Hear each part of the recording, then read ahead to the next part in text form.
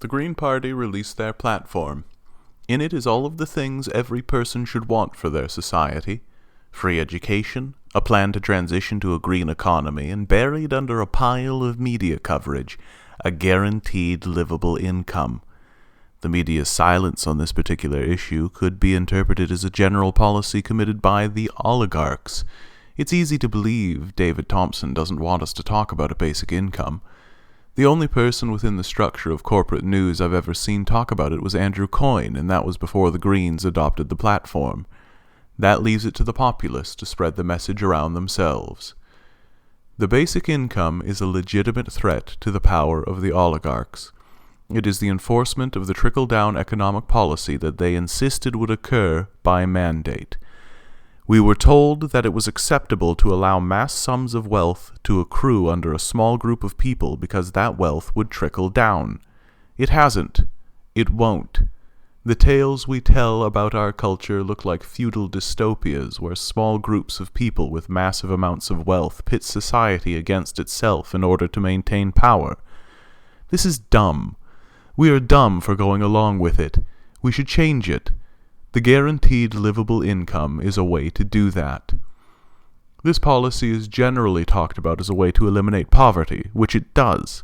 You only need to look at the child benefit and the pension plan to see that already working.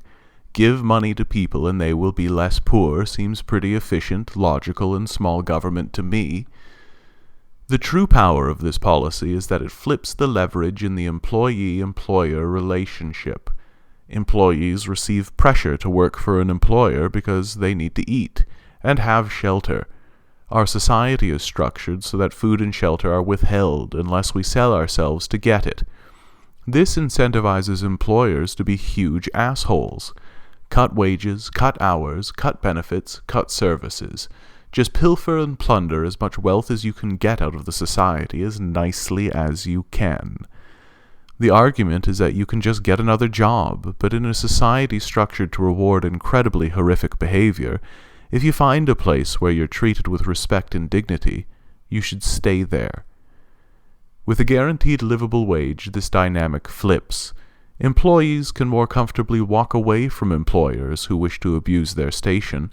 If employees attempt that in this structure, it's a heavy burden on ourselves and on those around us.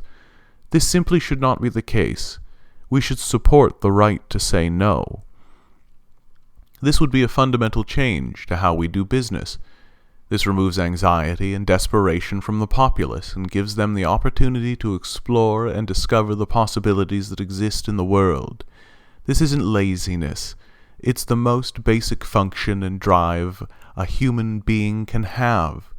We demand nothing more than to find our own self-meaning, and yet we've created a society in which we have to ask someone's permission first. The guaranteed livable income grants us more control of our own lives and gives us the ability to make our own choices. The conversation for how we pay for this should be over, and it's staggering that it isn't. Corporations are hoarding almost $1 trillion. Andrew Scheer, this policy's natural enemy, said in the first debate that the Greens policy would cost $48 billion. That's like 5% of the hundreds of billions of dollars we've allowed corporations to hoard.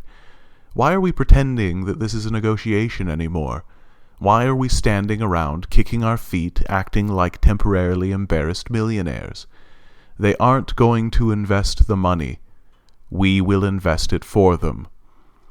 We're told that we have to be deserving of our existence by powerful people, even though no one asked to be here, and no one deserves anything.